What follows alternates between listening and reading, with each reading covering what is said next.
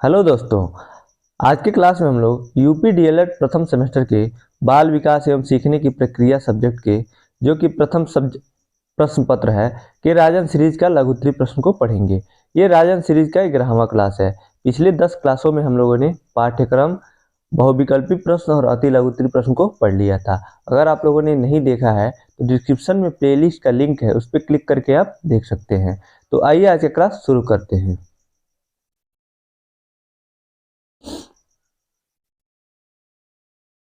प्रश्न संख्या 43 है, सीखने की प्रभावशाली विधियां कौन कौन सी हैं? उत्तर, ये प्रश्न देखिए 2 बार लगातार पूछा हुआ है, 2022 और 23 में।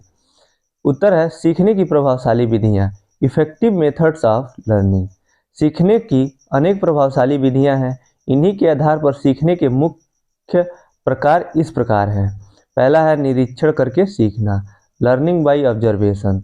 निरीक्षण निरीक्षण से हमारा आशय किसी केंद्र बिंदु पर अवधान केंद्रित करना है।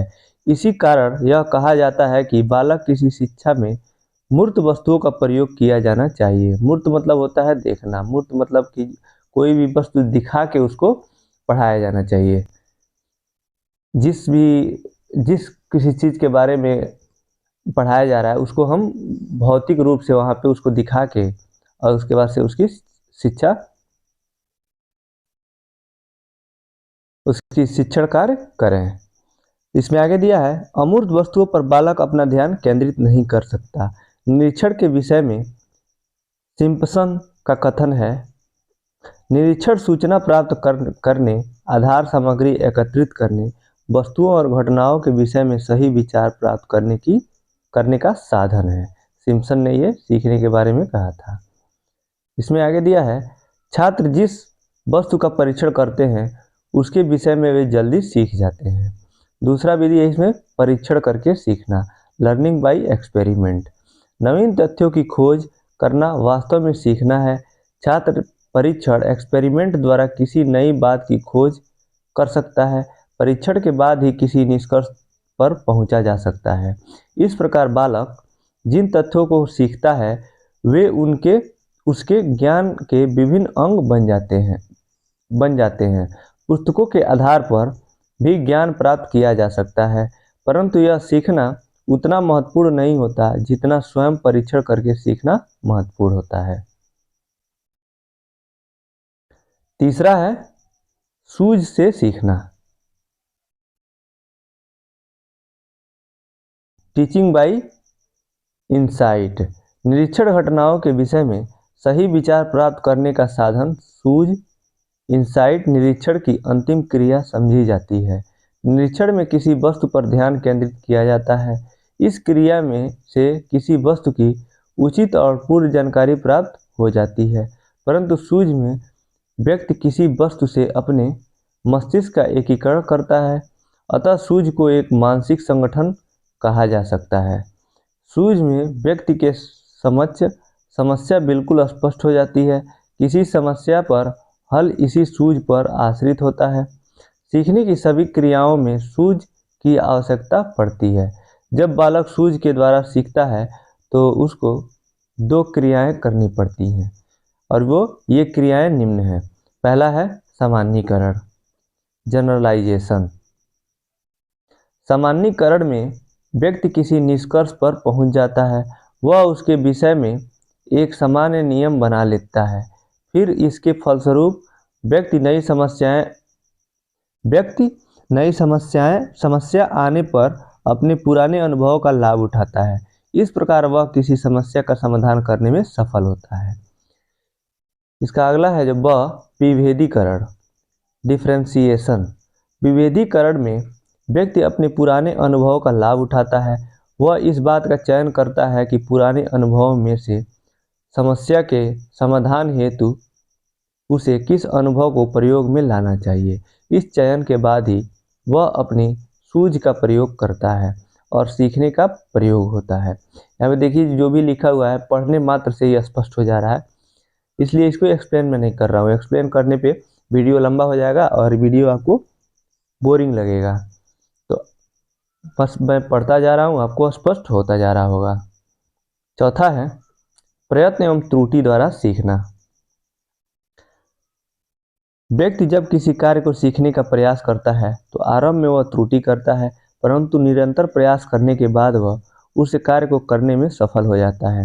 इसी कारण इस प्रकार के सीखने की सफल प्रतिक्रियाओं के चयन द्वारा learning by selection of successful variation भी कहा जाता है। इस विधि में प्रयत्न अधिक करने पड़ते हैं, परंतु फिर भी इसे एक व्यर्थ विधि नहीं कहा जा सकता। इस विधि से बालक जब किसी कार्य को करना प्रारंभ करता है तो उससे भूल हो जाती है, परंतु बार बार प्रयत्न करने पर वह उस कार्य को सीख जाता है। वुडवर्थ ने प्रयास एवं त्रुटि को इस प्रकार स्पष्ट किया है।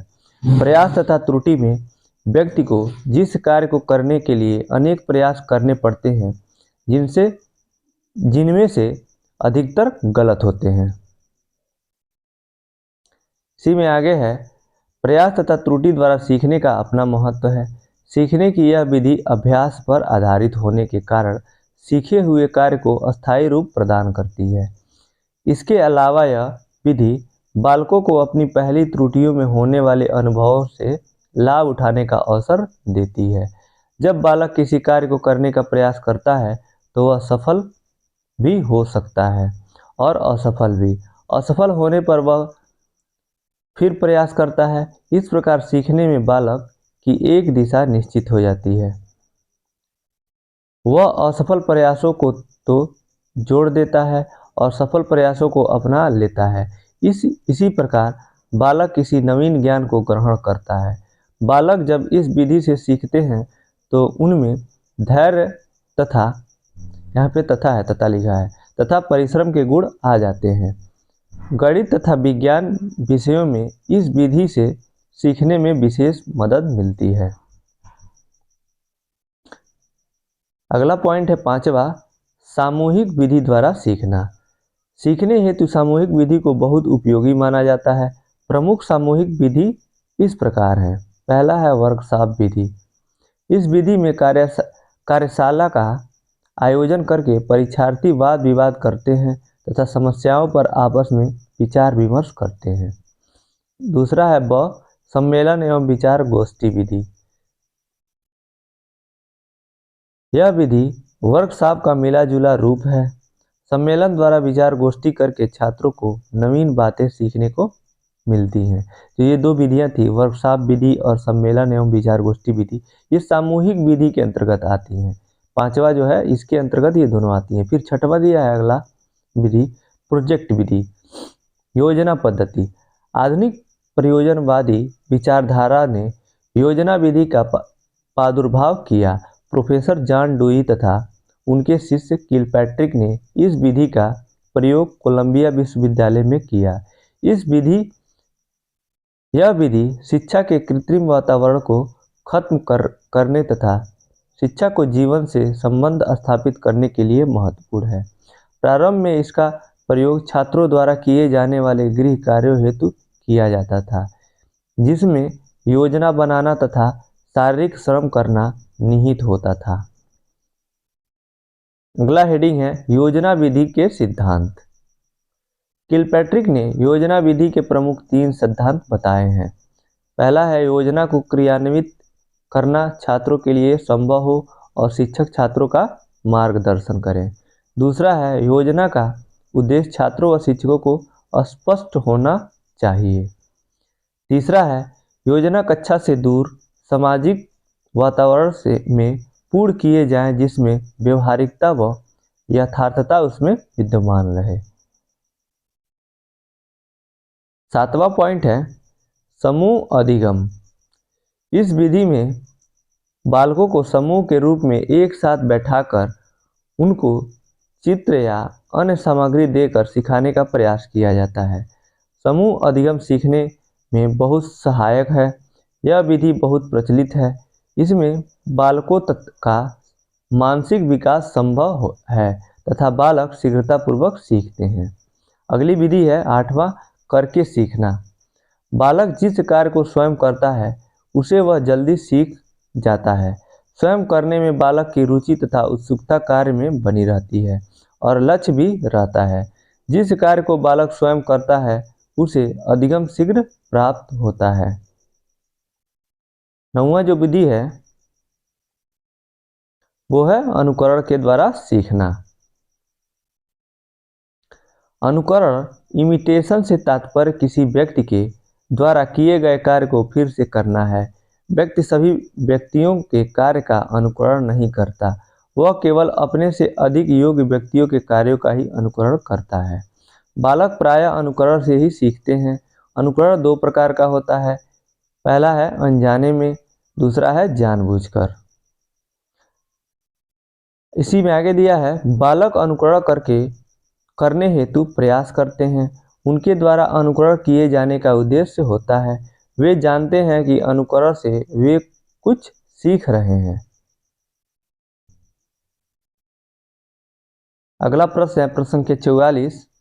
किशोरावस्था बड़े संघर्ष, तनाव, तूफान तथा विरोध की अवस्था है। इस कथन की विवेचना कीजिए। तो ये प्रश्न 2022 में पूछा हुआ था। उत्तर है, किशोरावस्था विकास की वह अवस्था है जो तारुण्य से प्रारंभ होती है और परिपक्वता के उदय होने पर समाप्त होती है। किशोरावस्था का प्रारंभ लगभग 13 से 14 वर्ष से होता है, परंतु व्यक्तिक अंतर होने के कारण इसकी कोई वायु सीमा रेखा नहीं खींची जा सकती। मतलब कुछ बच्चों में व्यक्तिक भिन्नता का मतलब कुछ बच्चों में ये पहले स्टार्ट हो सकता है और कुछ बच्चों में थोड़ा लेट भी स्टार्ट होता है किशोरावस्था। लेकिन जो इसकी जो प्रारंभ होने की आयु माना जाता है 13 से 14 सामान्यतः माना जाता है। आगे दिया है, इस कारण किशोरावस्था के प्रारंभ का निश्चित समय नहीं बताया जा सकता। विभिन्न व्यक्तियों का तारुण्य काल विभिन्न आयु से शुरू होता है, अतः उनकी किशोरावस्था का आरंभ तभी से माना जाना चाहिए। यह अवस्था लगभग 18 से 19 वर्ष तक मानी गई है। कुछ मनोवैज्ञानिक इस अवस्था को 21 वर्ष तक मानते हैं। किशोरावस्था देखिए कि जीवन का सबसे कठिन काल। किशोरावस्था वह समय है जिसमें विकासशील व्यक्ति बाल्यावस्था से परिपक्वता की ओर संक्रमण बढ़ता है। यह वह अवस्था है जिसमें व्यक्ति बाल्यावस्था के परिपक्वता मैच्योरिटी की ओर बढ़ता है। इस अवस्था में सबसे अधिक अपराध होते हैं। किशोर में व्यवहार संबंधी समस्याएं सबसे अधिक इसी अवस्था में पाई जाती हैं। किशोरावस्था में उत्पन्न होने वाली काम वासना किशोर एवं किशोरी के जीवन पर विशेष प्रभाव डालती है। उसके व्यक्तित्व का प्रत्येक क्षेत्र इससे प्रभावित होता है। उसके व्यवहार की प्रकृति इसी पर निर्भर होती है। स्टैनले हॉल का कथन। किशोरावस्था के बारे में सबसे महत्वपूर्ण जो मनोवैज्ञानिक थे उन्होंने स्टैनले हॉल थे। इन्होंने किशोरावस्था के बारे में इसको देखिए क्या कहा। किशोरावस्था बड़े बल, संघर्ष, तनाव, तूफान तथा विरोध की अवस्था है। ये सीटेट और इसी में 1 नंबर में पूछता है तो अति लघु उत्तरी में कि स्टैनले हॉल ने किशोरावस्था के बारे में क्या कहा। नहीं तो ये सीटेट और यूबीटेट में भी पूछता है इनका कथन। आगे दिया है, इस अवस्था में बालक एवं बालिकाओं में क्रांतिकारी परिवर्तन होते हैं। किशोरावस्था जीवन का सबसे कठिन तथा नाजुक काल कहा जाता है। इस अवस्था में बालक का झुकाव जिस ओर हो जाता है उसी दिशा में वह आगे बढ़ता चला जाता है। इस अवस्था में किशोर के आवेगों एवं संवेगों में इतनी परिवर्तनशीलता होती है कि वह प्रायः समाज विरोधी व्यवहार बहुत करता है। इसी कारण किशोर को समझाना बहुत कठिन होता है। इस अवस्था में किशोर तथा किशोरियों की अपराध प्रवृत्ति अपनी चरम सीमा पर पहुंच जाती है। बालक नशीली वस्तुओं का सेवन करना आरंभ कर देते हैं। इस अवस्था में किशोर का शारीरिक विकास भी तेजी से होता है। इसमें उसके क्रोध, घृणा, चिड़चिड़ापन आदि कई भाव तथा संवेग उत्पन्न हो जाते हैं। इससे किशोर को वातावरण से समायोजन करने में कठिनाई होती है। इस अवस्था में बालक बहुत अधिक उद्दंड हो जाता है। वह अधिकाधिक स्वतंत्रता चाहता है। स्वतंत्रता प्राप्ति के लिए वह अवज्ञा भी करता है। इस अवस्था में अनेक परिवर्तन आते हैं। बिग तथा हंट का कथन है किशोरावस्था की विशेषताओं को सर्वोत्तम प्रकार से व्यक्त करने वाला एक शब्द है परिवर्तन। परिवर्तन शारीरिक, सामाजिक तथा मनोवैज्ञानिक होता है। किशोरावस्था जीवन का सबसे कठिन काल, the most difficult period of life क्यों कहा जाता है? यह निम्नलिखित कथन से अधिक स्पष्ट हो जाता है क्योंकि इस अवस्था में बालक में बहुत से शारीरिक परिवर्तन होते हैं। उसके हार्मोन तथा ग्रंथियों के स्राव में भी परिवर्तन आता है और साथ ही हाव भाव तथा मानसिक परिवर्तन आता है जिसके साथ वह साधारण रूप से समायोजन नहीं कर पाता और उनकी मानसिक प्रवृत्तियां तथा व्यवहार विरोधी कार्यों की ओर अधिक अग्रसर हो जाता है। उसे व्यवहार में संतुलन स्थापित करने में कठिनाई होती है, इसलिए इस काल को सबसे कठिन काल कहा जाता है। तो ये था किशोरावस्था के बारे में। अगला प्रश्न है, चिंतन का शिक्षा में क्या महत्व है? ये भी प्रश्न 2022 में पूछा हुआ था। ये जितने भी राजन सीरीज में देता है सब प्रीवियस ईयर ही देता है, 2015 से लेके और 2023 तक के जितने प्रीवियस ईयर होते हैं वही देता है राजन सीरीज में। इससे राजन सीरीज से सीधे सीधे प्रश्न मैच कर जाते हैं। आप देखेंगे कि 80 से 90% प्रश्न राजन सीरीज से ही पूछे जाते हैं। प्रश्न संख्या 45 है, चिंतन का शिक्षा में क्या महत्व है?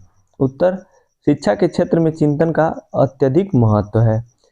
शिक्षा प्रक्रिया को सुचारू रूप से चलाने के लिए चिंतन शक्ति का विकास करना अति आवश्यक है।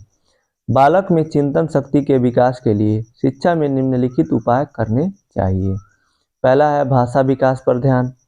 भाषा को चिंतन की आधारशिला कहा गया है। चिंतन को स्पष्ट रीति से भाषा द्वारा ही व्यक्त किया जा सकता है। भाषा एवं विचार का आपस में घनिष्ठ संबंध है। पूर्व अनुभवों की स्मृति के लिए प्रयुक्त शब्दावली की आवश्यकता होती है। अतः बालकों के शब्द भंडार को बढ़ाने एवं भाषा विकास के लिए सरस, रोचक एवं उपयुक्त शिक्षण विधि का प्रयोग करना चाहिए। दूसरा है रटने की आदत दूर। तो प्रश्न पूछा था चिंतन का शिक्षण में क्या महत्व है? जब हम चिंतन करते हैं तो हमको रटने की आदत दूर होती है, मतलब हम रटते कम हैं, समझने का प्रयास करते हैं। तो रटने की आदत दूर करना। जिन बालकों में रटने की आदत पड़ जाती है वे चिंतन करते ही नहीं, तथ्यों को बिना समझे रट लेते हैं। अध्यापकों को बालकों की इस आदत पर नियंत्रण करना चाहिए। वे जो कुछ पढ़े सीखें समझ के साथ पढ़ें एवं सीखें। तीसरा है स्पष्ट ज्ञान का विकास। बालकों को जितना सही, स्पष्ट एवं अधिक ज्ञान होगा वे उस ज्ञान के आधार पर उतने ही अधिक अच्छे रूप में चिंतन कर सकेंगे। इसलिए आवश्यकता है कि प्रारंभ से ही बालकों को संवेदना एवं प्रत्यक्षीकरण के अवसर दिए जाएं तथा उन्हें विभिन्न संप्रत्यों का स्पष्ट ज्ञान कराया जाए। ज्ञान के निरंतर प्रयोग से ज्ञान स्पष्ट तथा अस्थायी होता है। प्रश्न संख्या 46 है, मानसिक विकास के विभिन्न पक्षों के नाम लिखिए। ये प्रश्न 2022 में पूछा हुआ था। उत्तर है, मानसिक विकास कई प्रक्रियाओं का पुंज होता है। मनोवैज्ञानिकों ने इसे अंतर्गत निम्न योग्यताओं को सम्मिलित किया है। पहला है संवेदना, सेंसेशन। दूसरा है निरीक्षण, ऑब्जर्वेशन। तीसरा कल्पना, इमेजिनेशन। चौथा चिंतन, थिंकिंग। पांचवा निर्णय, जजमेंट। छठवां बुद्धि, इंटेलिजेंस। सातवां है रुचि एवं अभिव्यक्ति, इंटरेस्ट एंड एटीट्यूड। आठवां है प्रत्यक्षीकरण, परसेप्शन। अगला है नौवां ध्यान या टेंशन। 10वां है तर्क या रीजनिंग। 11वां है सीखना या लर्निंग। 12वां है स्मरण विस्मरण, रिमेंबरिंग एंड फॉरगेटिंग। तो ये मानसिक विकास के पक्ष हैं। अब इनके बारे में लघुत्री में पूछा है तो आप दो दो लाइन लिख देंगे, तो 12 है तो 24 लाइन हो जाएगा। लेकिन आप इसमें चाहें तो आप छोटा करके समय के अनुसार लिखिएगा, और जब आपके पास समय होगा तो पूरा लिख दीजिएगा, नहीं होगा तो 60 वर्ड से ज़्यादा पूछता है लघुत्री प्रश्न में, तो आप उसी अनुसार इसको करेंगे। अगला प्रश्न है प्रश्न संख्या 47, व्यक्तित्व मापन की कौन कौन सी विधियां हैं? किसी एक विधि का वर्णन कीजिए। यह भी प्रश्न 2022 में पूछा हुआ था। तो उत्तर हो जाएगा इसका, व्यक्तित्व मापन की विधियों को निम्नलिखित 3 भागों में के अंतर्गत वर्गीकृत किया जा सकता है। अब इसके जो 3 मेन पार्ट होते हैं वो होते हैं, देखिए, व्यक्तित्व मापन की विधियां। पहला है आत्मनिष्ठ विधि, सब्जेक्टिव मेथड। दूसरा है वस्तुनिष्ठ विधि, ऑब्जेक्टिव मेथड। और तीसरा है प्रक्षेपी विधि, प्रोजेक्टिव टेक्निक। तो ये तीनों के बारे में हम लोग पहले ये चार्ट देखेंगे, उसके बाद हम उन सब के बारे में थोड़ा थोड़ा पढ़ेंगे। तो जो आत्मनिष्ठ विधि में आता है, जीवन इतिहास विधि, साक्षात्कार विधि, प्रश्नावली विधि, आत्मकथा लेखन विधि, निरीक्षण विधि, ये सभी विधियां आत्मनिष्ठ विधि के अंतर्गत आती हैं। वस्तुनिष्ठ विधि में आता है मापन रेखा विधि, समाज मिति विधि, शारीरिक परीक्षण विधि, परिस्थिति परीक्षण विधि, व्यक्तिगत सूचियां, संचयी अभिलेख, ये सभी विधियां वस्तुनिष्ठ विधि में आती हैं। प्रक्षेपी विधि में क्या क्या आता है? रोल्सा का स्याही धब्बा परीक्षण, प्रासंगिक अंतर्बोध परीक्षण, बालकों का अंतर्बोध परीक्षण, शब्द साहचर्य परीक्षण, चित्र साहचर्य परीक्षण, ये सभी विधियां प्रक्षेपी विधियां हैं। और इसी में आगे है आत्मनिष्ठ विधि। अब एक एक के बारे में आत्मनिष्ठ विधि है और सबके बारे में थोड़ा थोड़ा पढ़ेंगे, तो इसको हम समझेंगे कि कौन सी विधि क्या होती है। आत्मनिष्ठ विधि सब्जेक्टिव मेथड। इस विधि में व्यक्तित्व की जांच स्वयं परीक्षक द्वारा या उसके परिचितों की सहायता से की जाती है। इसमें निम्नलिखित विधियों का उपयोग किया जाता है। पहला है जीवन इतिहास विधि, केस स्टडी मेथड। इस विधि को मनोवैज्ञानिकों ने चिकित्सा शाखा से ग्रहण किया है। इस विधि में मनोवैज्ञानिक किसी व्यक्ति के व्यवहार को समझने के लिए उसकी माँ के गर्भधारण के समय से जो घटित हो रहा है उसका इतिहास तैयार करते हैं। उसके बारे में विभिन्न माध्यमों से सूचनाएं एकत्र करके किसी निष्कर्ष पर पहुंचते हैं। इसमें व्यक्ति 3 तरह की सूचनाएं एकत्र करता है। पहला है प्रारंभिक सूचना, दूसरा बीता इतिहास एवं तीसरा वर्तमान अवस्था। इस तरह की सूचनाएं एकत्र करने में व्यक्ति विभिन्न प्रविधियों, साक्षात्कारों, प्रश्नावलियों इत्यादि का उपयोग करते हैं। तो एक ही दिया है, देखिए, आत्मनिष्ठ प्रश्न में पूछा भी था किसी एक विधि का व्यक्तित्व मापन की कौन कौन सी विधियां हैं, किसी एक विधि का वर्णन कीजिए। तो आत्मनिष्ठ विधि के बारे में इन्होंने यहाँ पे दे दिया है, एक ही के बारे में पूछा था। प्रश्न संख्या 48 है, स्मृति को प्रभावित करने वाले कारक कौन कौन हैं? उत्तर, स्मृति को प्रभावित करने वाले कारक। स्मृति को प्रभावित करने वाले कारक निम्नलिखित हैं। पहला है प्रेरणा, दूसरा है रुचि, तीसरा है शांतिपूर्ण वातावरण। ये जो 3 कारक हैं ये मुख्यतः स्मृति को प्रभावित करते हैं। स्मृति कहते हैं किसी याद किए हुए ज्ञान को पुनः उसको ध्यान में लाना ही स्मृति कहलाता है। प्रश्न संख्या 49 है, पर्यावरण कितने प्रकार का होता है? उत्तर, पर्यावरण 2 प्रकार का होता है। पहला है प्राकृतिक पर्यावरण और दूसरा है सामाजिक पर्यावरण। तो इसी के साथ आज का क्लास हम लोग का यहीं समाप्त होता है। बच्चा जो भी प्रश्न है उसको हम लोग अगले क्लास में पढ़ेंगे। आज का क्लास आपको कैसा लगा आप कमेंट बॉक्स में बताइएगा। अगर आपको अच्छा लगा तो इस वीडियो को लाइक कीजिए, अपने दोस्तों के साथ शेयर कीजिए जो भी डीएलएड कर रहे हैं, और इस चैनल पे नए हैं तो चैनल को सब्सक्राइब कीजिए। इस वीडियो को देखने के लिए आपका बहुत बहुत धन्यवाद दोस्तों।